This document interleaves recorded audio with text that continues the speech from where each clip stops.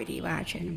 ஸ்ரீ லலிதாரங்க சகஸ்ரநாமத்தில் வாக்தேவதிகள் அம்பிகையின் நாமங்களை சொல்லிக்கொண்டே நம்மை அவளுடைய அனுகிரகத்திற்கு பாத்திரமாக வேண்டுமென்றால் இதோ இந்த நாமங்களில் அதற்கு வழிகள் சொல்லப்பட்டுள்ளன அப்படின்னு சொல்லிட்டு அற்புதமான அந்த நாமாக்களை சொல்லிக்கொண்டே வருகிறார்கள்.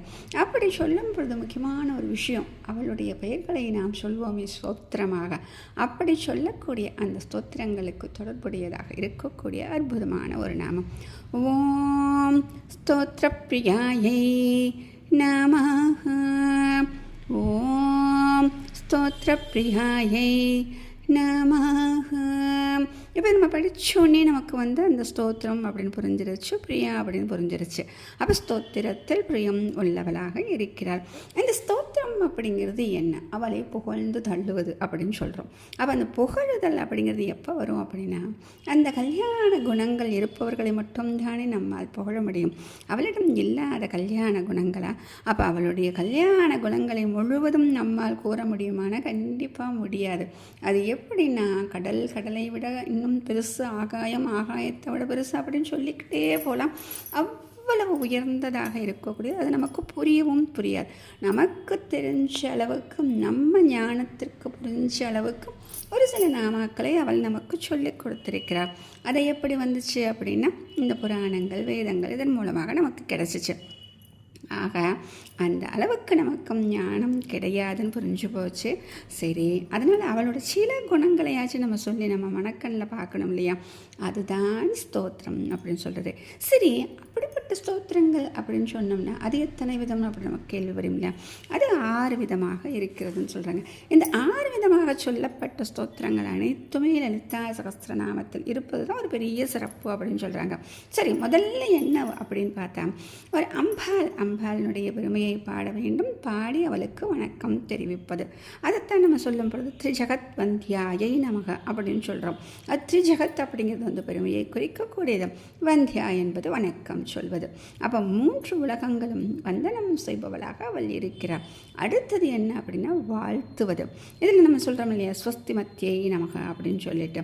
அடுத்தது தத்துவங்களை விளக்குவது, நித்யா ஜெகததிஷானா அப்படின்னு சொல்லிட்டு நம்ம சொல்கிறோம்.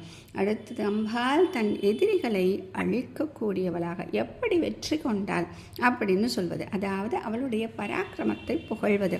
இதில் சொல்லும் பொழுது பண்டாசுரனை அவள் எதிர்க்கிறாள் இல்லையா? அப்படி இருக்கும் பொழுது அதற்கு சொல்கிறது பண்டாசுரேந்திர நிர்முக்த சஸ்திர பிரத்யக்ஷ வர்ஷினி அப்படின்னு சொல்லிட்டு. அடுத்தது அவளுடைய லீலைகள். அந்த லீலைகளாக சொல்லப்படும் பொழுது அதில் பல தோற்றங்கள் நமக்கு காண்பிக்கும் இல்லையா? அதில் தான் நம்ம சொல்லும் பொழுது இச்சாசக்தி, ஞானசக்தி, கிரியாசக்தி ஸ்வரூபின்னு சொல்கிறோம். அடுத்ததாக இது எல்லாம் முடித்த உடனே நம்ம என்னங்க வச்சுருப்போம், நம்முடைய கோரிக்கைகளை அவளிடம் சமர்ப்பணம் செய்வது. இது அப்படியே நம்ம செய்வோமோ அப்படின்னா, அவளை புகழ்வது போல புகழ்ந்து, இவ்வளோ வச்சிருக்கே எனக்கும் கொஞ்சம் கொடுமா அப்படின்னு சொல்கிறது. எப்படின்னா, சாம்ராஜ்யதாயின்யை, சாம்ராஜ்யத்தை தருபவள், அதனால் எனக்கும் அதை கொஞ்சம் கொடுக்க மாட்டியா அப்படின்னு சொல்லிட்டு இந்த லலிதா சகஸ்ரநாம ஸ்லோகத்தில் என்ன சொன்னோம், இந்த 6 வகை ஸ்தோத்திரங்களும் எங்கே இருக்குது அப்படின்னு நம்ம சொல்லியாச்சு. சரி, இப்போ நம்மளுக்கு ஒரு கேள்வி, அம்பாளுக்கு இப்படி நாம பாராயணம் செய்யும் பொழுது அவளுடைய கல்யாண குணநலன்களை ஸ்தோத்திரமாக பாடுறோம். இதில் அவளுக்கு பிரீத்தி ஏற்படுது. ஆனால் இது எதற்கு அப்படின்னு நமக்கு தெரியணும் இல்லையா? வேதாந்தத்தில் மிகவும் உயர்ந்ததாக சொல்லப்படக்கூடியது ராத்திரி சுத்தம், கேட்பதில் பிரீத்தி உள்ளவர். இதே மாதிரி என்னென்ன சுத்தம் இருக்கும், நிறைய இருக்கு இல்லையா? தேவி மகாத்மியம், சப்தசதி, ஸ்ரீ சுத்தம், துர்கா சுத்தம், இது எல்லாமே அம்பாளினுடைய விசேஷ குணத்தை சொல்லக்கூடியவர்கள். சரி, அடுத்ததாக முக்கியமான இந்த ஸ்தோத்திரம் புகழ்வது அப்படிங்கிறது நமக்கும் அவளுக்கும் என்ன ஒரு வித்தியாசம் அப்படின்னு நம்ம தெரிஞ்சுக்கணும் இல்லையா?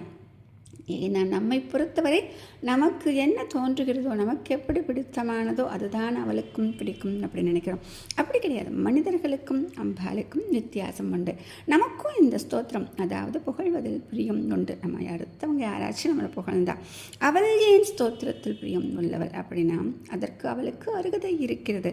அதில் ஒரு துளிதான் நாம் தெரிந்து வைத்துக் கொள்பவர்களாக இருக்கிறோம். இதுவும் எப்படி கிடச்சிச்சு, வேதம் கிரந்தங்கள் இதற்கு மூலமாக நமக்கு தெரிஞ்சது. அப்படி இதை ஸ்தோத்திரம் செய்வதால் அந்த கைவல்ய பதத்திற்கான தகுதி நமக்கு கிடைக்கிறது. ஆக கைவல்ய பதம் கிடைக்கணும்னா அதுக்கு ஒரு குவாலிஃபிகேஷன் இருக்குது, அது நமக்கு கிடைக்கணும். அப்போ கிடைக்கணும் அப்படின்னா இந்த ஸ்தோத்திரம் சொன்னால் நமக்கு கிடைச்சிருது. ஆக தன்னுடைய ஸ்தோத்திரத்தை சொல்லி இந்த ஜீவன் மோட்சத்துக்கான மார்க்கத்தை திறந்து கொள்கிறானே என்று சந்தோஷப்படுகிறார். அதனால தான் தன்னை பற்றி இல்லாமல் எப்போதும் தன் குழந்தைகளாகிய நம்மை நினைத்து கொண்டு இருக்கும் அந்த தாயாருக்கு நாம் செய்யும் பெரிய மரியாதையாக இருக்கக்கூடதாக இருக்கிறது. மகாபெரியவா சரணம்.